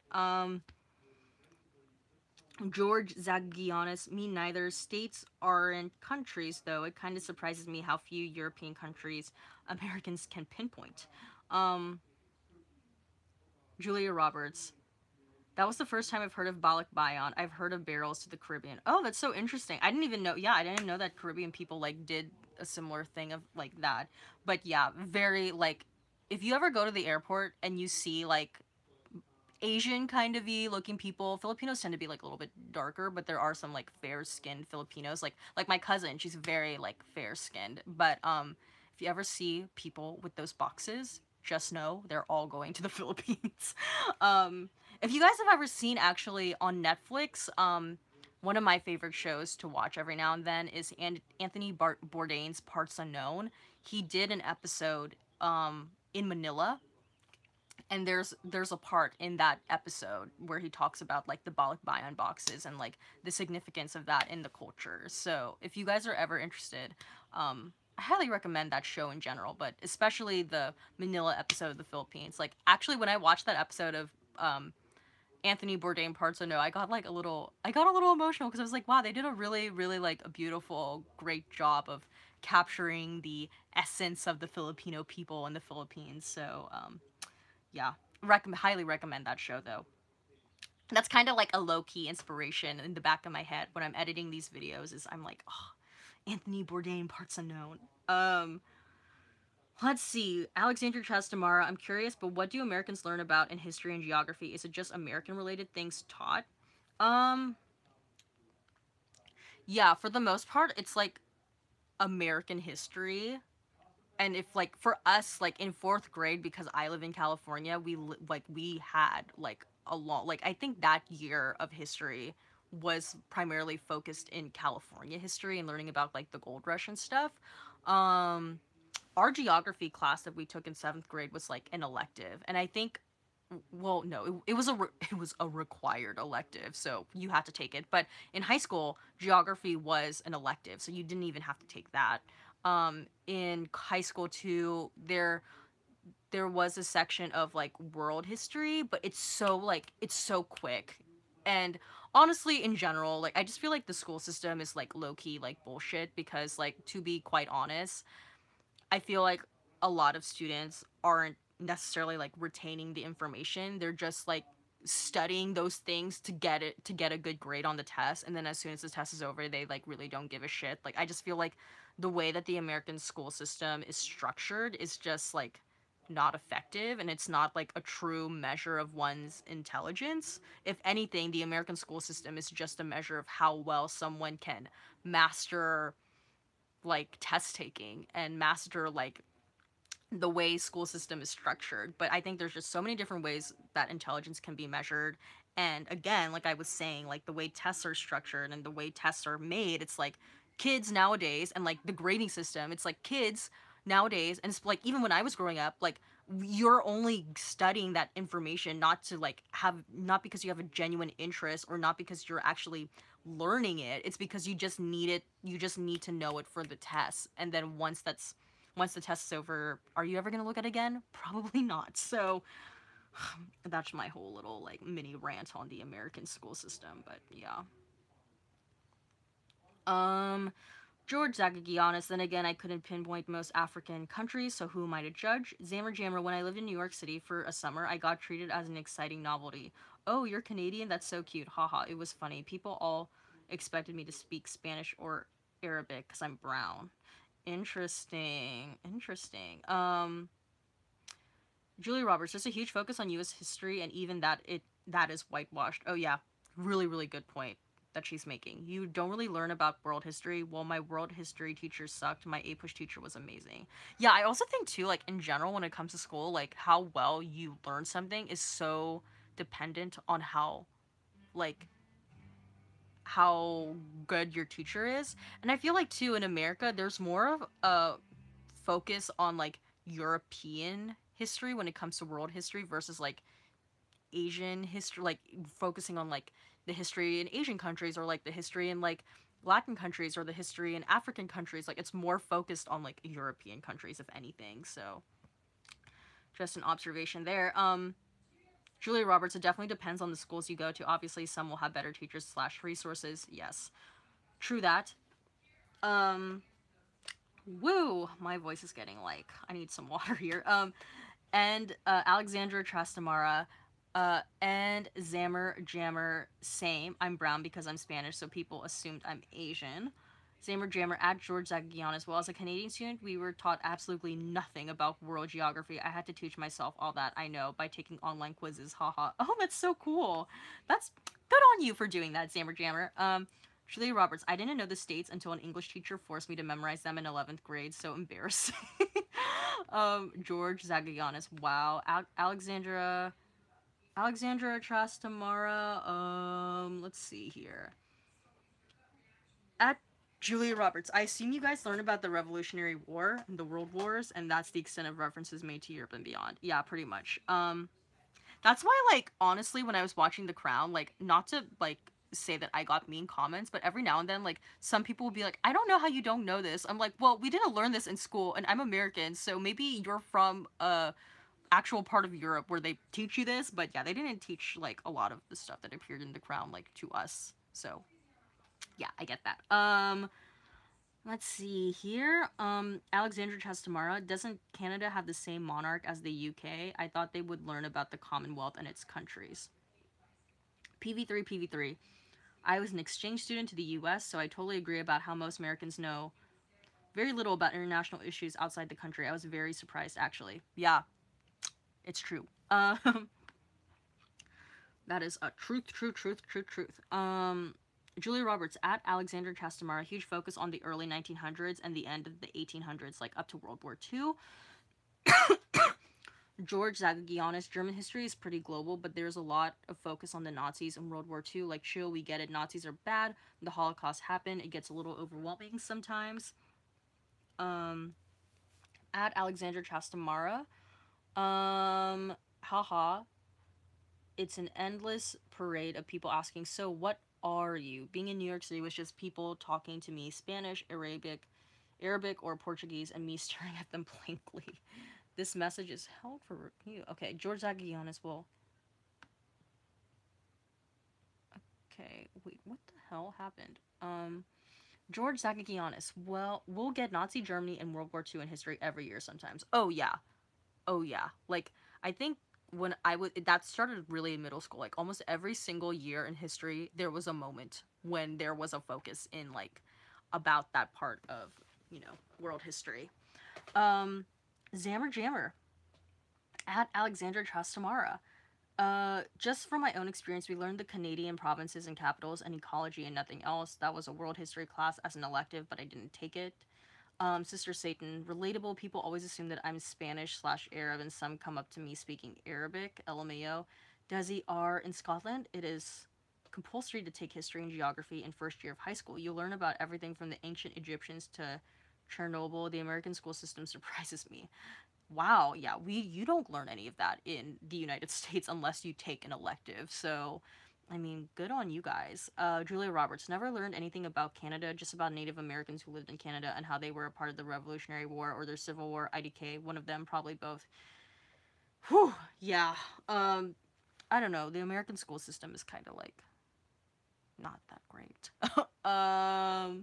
So there's a lot of like self-teaching that is involved. And it's like if you want to learn about a very specific interest, or if you want to learn, I don't know, it's just like they offer those in electives, but it's a shame that they offer those things in electives because it's like those are things that should be taught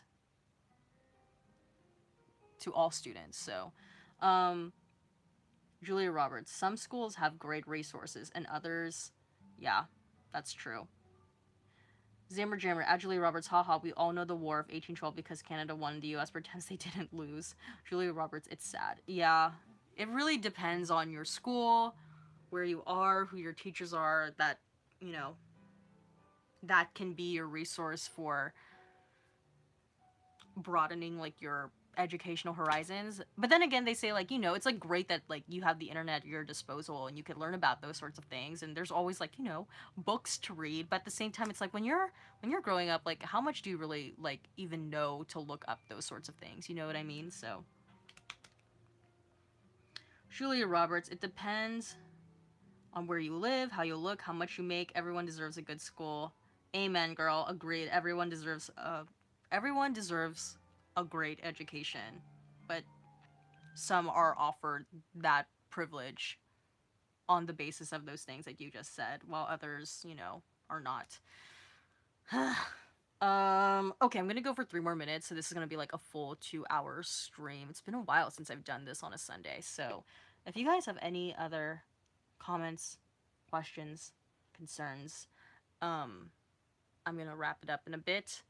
But yeah, like I said a couple minutes ago, travel vlog episode 2 will be out Monday.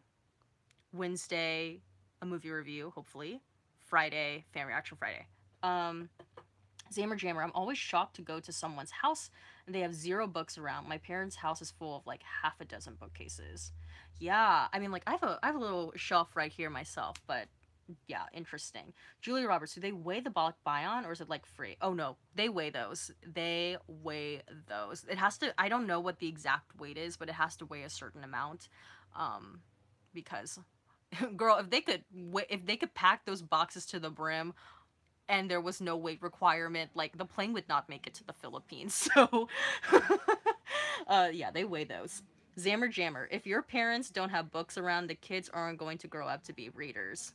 Yeah, because again, it's like environmental. It's an environmental exposure. When I was growing up, like my parents like would always take me to the library so I could read, or they would take me to like on weekends at there was like this book place called Zany Brainy Books, and like they would have like they would have like Madeline at the bookstore, and they would have a person reading like a Madeline book while like the little Madeline person was there. So they had like a Curious George one time. Like I grew up with like my parents like facilitating this love of wanting me to get into books and wanting me to read. That kind of like dissipated as time went on because like I got more into like television and movies. Which I know some people might be like, ooh, that's bad. But you know what? Here's the thing. I feel like there are really, really great TV shows and movies, so I think it like depends on the kinds of shows and movies that you are watching.